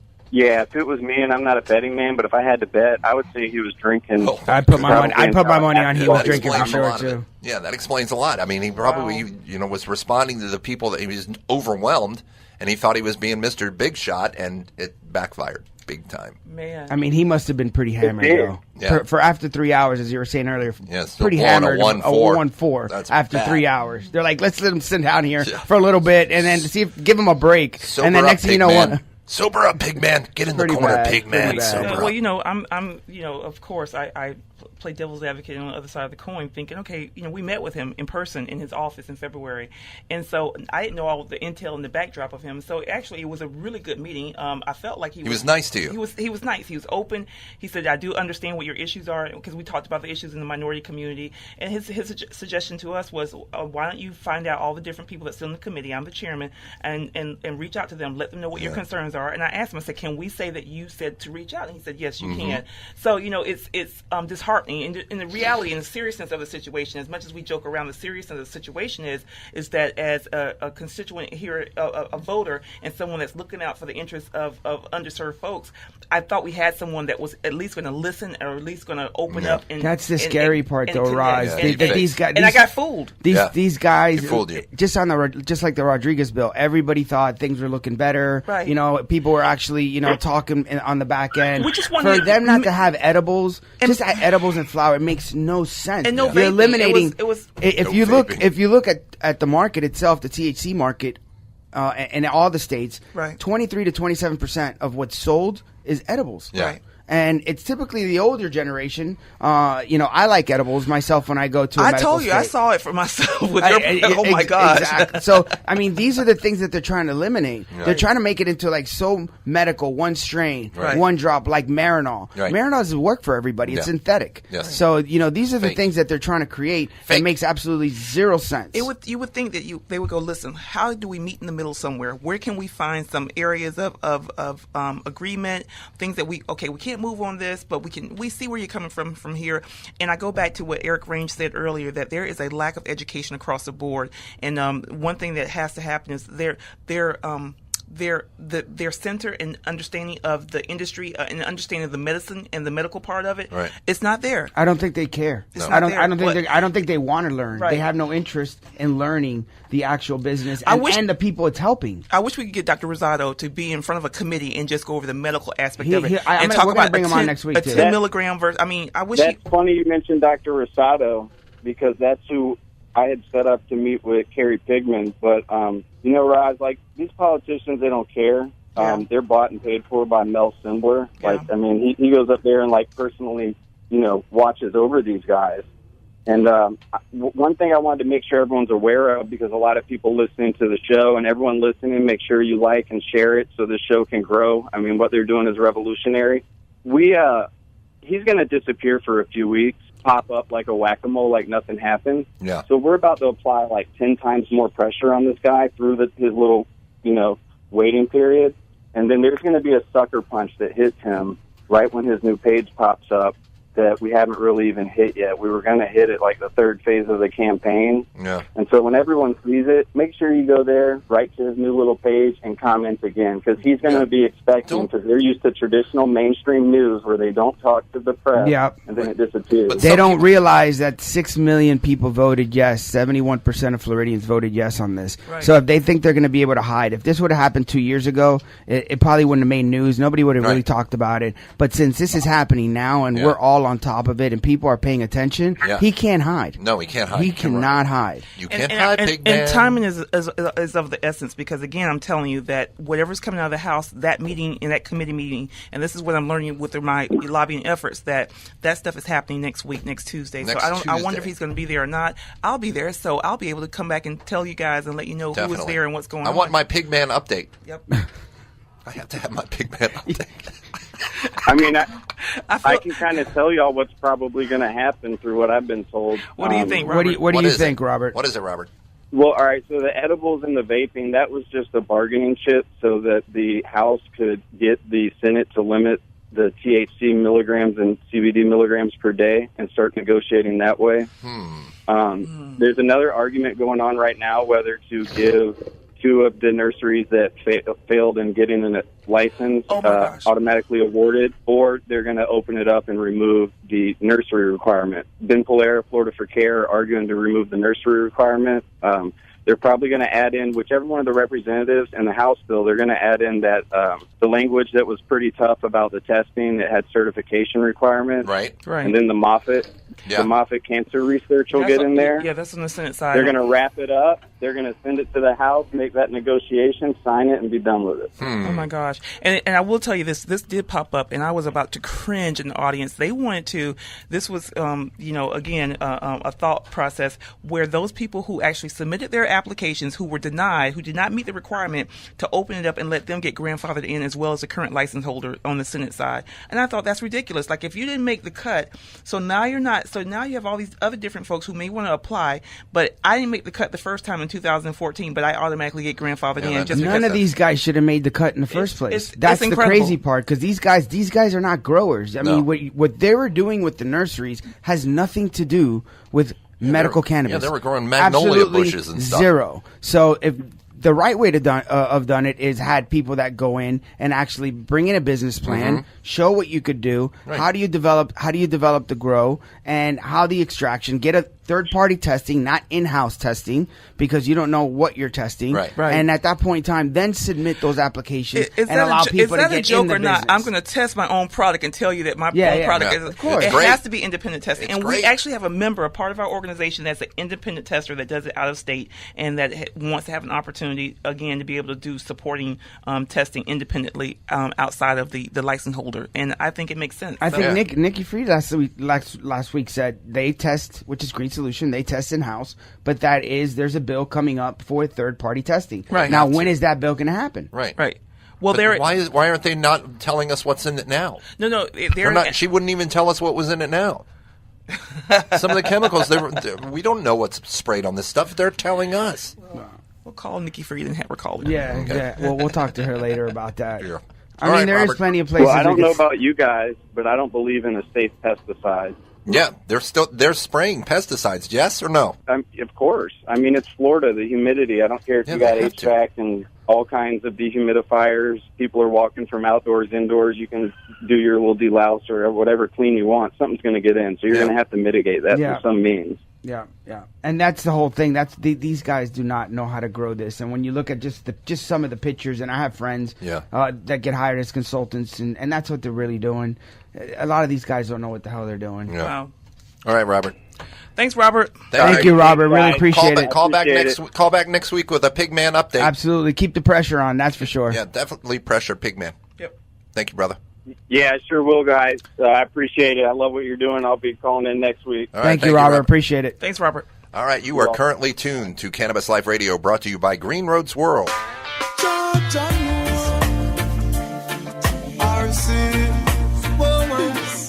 These are the things I see right in front of me. As I open my eyes, oh, I give thanks to life.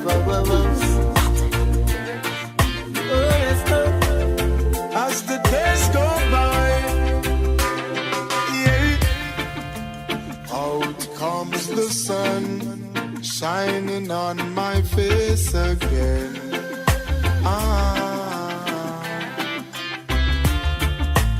Grades get me high so I can meditate. Dreams of brighter days. Highest grades we blaze. Dreams of brighter days.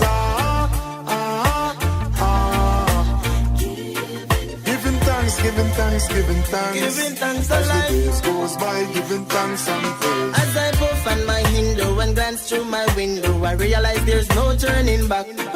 Got to complete life's journey, though things get contrary. Got to make it to the top. See, I'm searching for a way to survive. Working so hard, I know job will provide. See, I'm keeping my head high. Mama tell me the limit is the sky. Dreams of brighter days. Highest grades we blaze. Dreams of brighter days.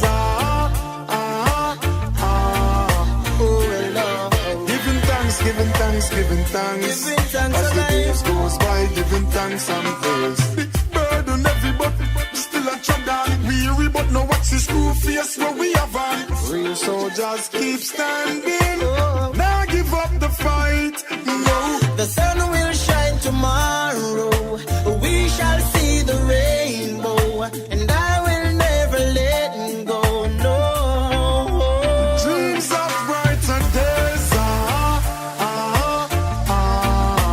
Highest grades we blaze. Dreams of brighter days.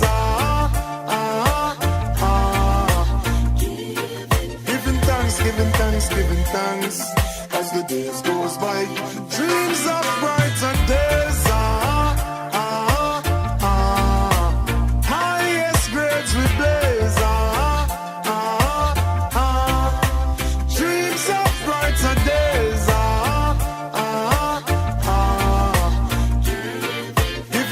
Giving thanks as the days goes by. Giving thanks and praise. Out comes the sun, shining on my face again.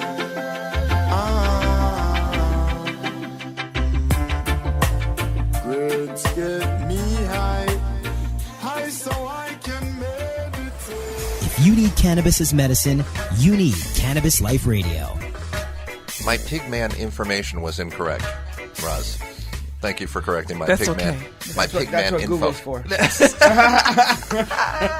I had my Pigman locator. Well, no. was Before off. I met with him, I actually researched it and found out that he was in Sebring and Arcadia, and that. Wonder why I thought he was in Brevard. So Brevard is on the East Coast, Right. and that's actually going towards in the middle of the state as you're going on the west side. You know, it had something to do with the first time, because the first time I had an argument with him online was so silly. Well, so that's stupid. you. I mean, yeah. Well, I wasn't even an argument. you- I made a comment. He was saying something crazy about cannabis on his Facebook page, and it came across because somebody had shared it, and this was last year. What was he saying? He was saying something like, if you want to smoke cannabis as medicine, smoking medicine, it doesn't make sense. You need to take medicine in pill form. That's what he was saying.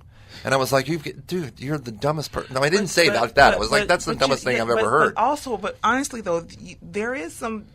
There's some substance. Because people don't understand that. Because I had a conversation about in regards to how do you take the medicine. They were like, well, I don't want to smoke. I'm like, you know what? There's so many different forms in regards to being able to have the medicine, be it vaporized, vapors and edibles and things of that nature. And it's so much misinformation. Yeah, but out there. we can't control people's way and choosing. Yeah. Say, How you got to do it this way. Right. No, Absolutely. because then at that point in time, I mean, they have the power. I mean, it should be out there. It should be you go to a doctor. No 90-day rule, absolutely zero. That because the doctors Makes no sense. went to school for to be able to prescribe this. It shouldn't be up to the health board to make the rules and regulations on this because none of them understand the type of medicine this is. This is not a typical FDA type of medicine. This is something that people have been using for thousands of years. Right. And it should be accessed by everybody. Make your rules, make your regulations, tax it, and let's move forward. And move forward. That's it. And they should have flour too. Of course, they should have flour. Smokable products.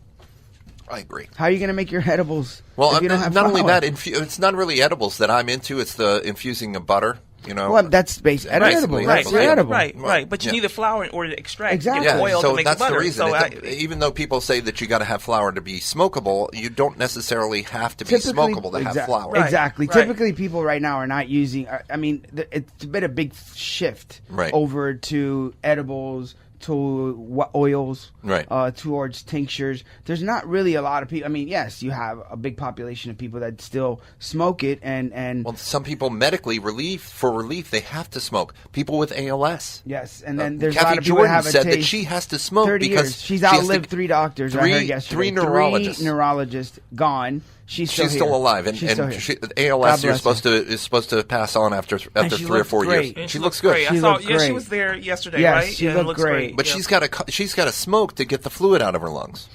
You know, some people with lung cancer feel that they feel better when they smoke cannabis. Well, I mean, the government should not dictate the way you ingest this type of medicine. No. Right. They should make the rules and regulations of how they're going to tax it.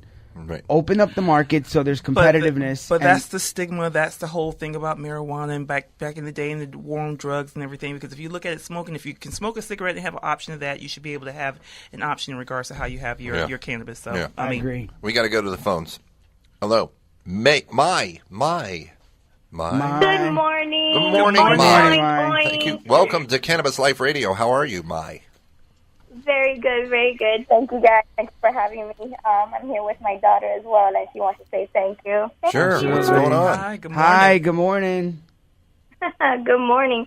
Oink, oink. So what's up, guys? Oink, oink. There you go. There's your Pigman greeting. Pigman greeting. I didn't even have to think of a segue into Pigman. You already brought it up. Thank you very much. So I believe Cheryl brought me. Thank you, Cheryl, so much, by the way. She's just amazing. We met at the 19th annual Medical Marijuana benefit concert, and we just clicked. She's so great. So big shout-outs to her, most definitely. Absolutely. Shout out, Cheryl. She's probably on a plane right now. She won't hear this till she lands, but definitely shout out to Cheryl. Yeah, most definitely. So I bet everybody's wondering, okay, so who's my? Basically, I'm just a regular person. I'm a mom. I was diagnosed with MS in 2010. They had me on all types of interferons and intramuscular injections. At the end of the week, I looked like a leopard. Yeah. Wow. So that sucked. That was the worst. And then I switched over to cannabis, and I did so well on it that I went into remission for 2 years or so. And really? That's awesome. Yeah, and then in 2015.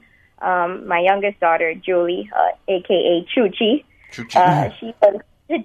was diagnosed with Crohn's disease. My father, So 2015 was a very sucky year. It was just terrible. We were in Miami Children's all the time, like Miami Children's Hospital. Now it's like the Nicholas something, whatever. Yeah. And they had her on all types of had her on Remicade, developed an anaphylactic shock on Remicade. I almost lost her. She wasn't growing. I was going to lose her. The last stop was chemotherapy, and I remember the doctor came in and said to me, look, the Humira and the methotrexate and the folic acid is not helping. She's not absorbing, and nothing is going on with it. So the next step would be chemo. I lost my mom to chemo, so I said no. I turned to her father and I said, look, you got to let me take her, and you got to let me go save her. So he said, yeah, go ahead, and he signed off a waiver. And I took my two daughters, Amanda and Julie, and my cats. Wow. Packed them in the car, and I took the 3-day journey by myself to cross the country, go to Colorado. We became Colorado residents. Kiki was seen by gastroenterologist, Ms. Wasdrop, which is great. She's also Colton Turner's gastroenterologist. We saw Dr. Maynard over there from Iron Horse Pediatrics. And with the medicine and all the treatment, Chuchi got better. Chuchi got a whole lot better. I took her in to get her endoscopy and colonoscopy, and she came out clear, completely That's clear. amazing. We got the okay. So then I took the journey back home because, our roots are here, but, we developed wings to fly. So our roots are here in Florida, and then when it became legal here, now I'm here, and I'm trying to promote and raise awareness so that we can get more resources, have more pediatricians on board, because in reality, it's about our children. Yep. Everyone... I work for Marijuana Doctor, so big shout out to them as well. I mean, they're really helping patients out, and we're trying to get them seen. But in reality, it's about our children. We have patients coming in, we have migraines, we have pains, we have this, but our kids, at the end, it's having families not, leave where they're living at and move to a different state to help treat their child because pharmaceutical drugs are not working at that present time. So it's sad for you, and God bless that Chuchi was able to receive that type of medication. But there is no reason why she should have just got up, stuck her kids in the car, and headed to Colorado to go see a doctor. How did she how did she intake the medicine? Was it edibles, or how was it in Colorado? It's the cutest story, actually. I stopped at the first dispensary that I saw, since it's a recreation over there in Colorado, and I got her I think it's called Mountain High Lollipop, and it had a ratio of 1-to-1 of THC and CBD, because for Crohn's, for people who have like IBS or IBD, they need to have a 1-to-1 ratio, the THC for the pain and the CBD for the inflammation. Sure. So I bought her a sucker. I bought her a lollipop, and I said, you're just going to take a couple of sucks on it, and then, because there's no doctor, there's no dosage, there's no, okay, well, how many milligrams, or there's none of that. So you just have to kind of, I've been her doctor for the past 2 years now. So I said, just take a couple of sucks from it, and then we'll see what happens. So she did a couple of licks, and then a couple of hours, like an hour, 30 minutes, an hour later, I'm looking at her, I'm like, how are you feeling? She's like, it's all good, Mom. It's all good. That's so awesome. That's so cool. That's so awesome. And that's the whole thing. Awesome. It makes me want to cry, right? That's because we were just talking about how do you the different forms of taking in and Florida understanding, our lawmakers understanding that you have to have options, and you have to give families an opportunity to understand dosage and being able to watch their. We are. As a mom, I'm with you because my son has sickle cell, and I'm with you because I would be so vigilant in regards to, let me try something, and I'll manage and watch and make sure the dosage and understand. Give me some options and give me some leeway and some play around room there, and let me figure out what works for my kid. It is a trial and error because I know my kid. And not even that, they're not gonna OD and end up in the up. hospital. Yeah. You can't screw No, up. they're not. So I mean, this is the problem. The doctors, no matter what you do, they're not going to know how many milligrams to give an adult or a child. Right. They're going to tell exactly what the doctor told me last week. Is like, you know what? try it, and we'll figure it out. We'll titrate it down or up, or we'll figure it out from there. Exactly. And you have physicians, like I'm sure with your physician that you work with, and Dr. Rosado, our medical director, they're so committed and passionate about this, and that's why it's clear that we have to have practitioners who are serious about understanding, but also give us leeway as people that are caretakers and as patients to be able to understand where's our fit. And then once you understand where your fit is, if that's what makes you feel good, you're going to stay there. Yeah, I mean, that's a shout out again to Michelle Weiner. Yes. Shout out, Michelle. I haven't met you, Michelle, but I heard a lot about you. She's really, Dr. Weiner. really good, and she's in the circuit, and Dr. Rosado is too. Dr. Rosado. And Maya, thank you so much for joining us and sharing your story. No, Keep us updated on everything that's going on, and we'll continue to push for the right, as the voters spoke, the right to consume medical cannabis. Thank you so much. Thank you. What works well for some may not work well for others, so we all have to try to find out what it is that works for each individual. Right. Absolutely. So, balance. So much for everything you guys have done, and thank you for putting me on. And, Absolutely. And if she wants to say something, she wants to say goodbye. Thank Hi. you. Thank you. Bye. That's the best. That's Bye, the Chi-Chi. best. Thank Bye. you. You guys Thank have you. a great Sunday. Bye. Bye, Bye. Chi-Chi. All right. Bye-bye. Hey, Arby, we ran out of time, brother. Bye. We typically We always ran out of time. We got like 15 never- guests on our list. It never fits in, but that's all right. That's all right. I want to come back. Oh my gosh, I'm told you. addicted. I I'm already like, told hey, you, though, that. I've I'm been only telling you. 2.5 hours away, but dude, Listen, come I back drive an anytime. hour to get here. I'll tell you what, I may have an to do extra something. hour. Maybe we'll pay off a couple pigments down the road, and we'll make sure to get you here quicker. Thank you for Takes having me me. about 15 minutes. God bless you. Always Bless everyone. a blessing to have you on the radio with us. Everyone, thank you.